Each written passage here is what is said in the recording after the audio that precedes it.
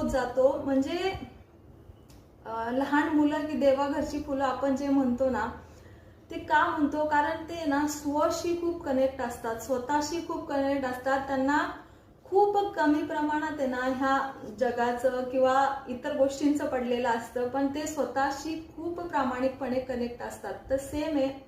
म्हणजे मग असं आहे का की आपण लहान होतो तेव्हा होता आपल्यामध्ये देव, पण आपण आता मोठे झालोय तर आता आपल्यामध्ये देव वास करत नाही का? नाही. परमेश्वर आताही आहे, आपल्यामध्येच आहे आणि तो आपल्यामध्येच शोधायचा आहे. त्याच्यासाठी क्लिन्झिंग करणं स्वतःचं खूपच गरजेचं असतं. मग जेव्हा हे क्लिन्झिंग होत गेलं माझं, तर मग अचानकच असं ते हिडन टॅलेंट होतं जे बोलण्याचं, ते असं कुठेतरी बॉटमला तळाला गेलेलं होतं सगळ्या दूषित संस्कारांमुळे. मग क्लिन्झिंगमुळे ते असंच सरफेसला आलं, पॉपअप आलं आणि मग रॅन्डमली माझी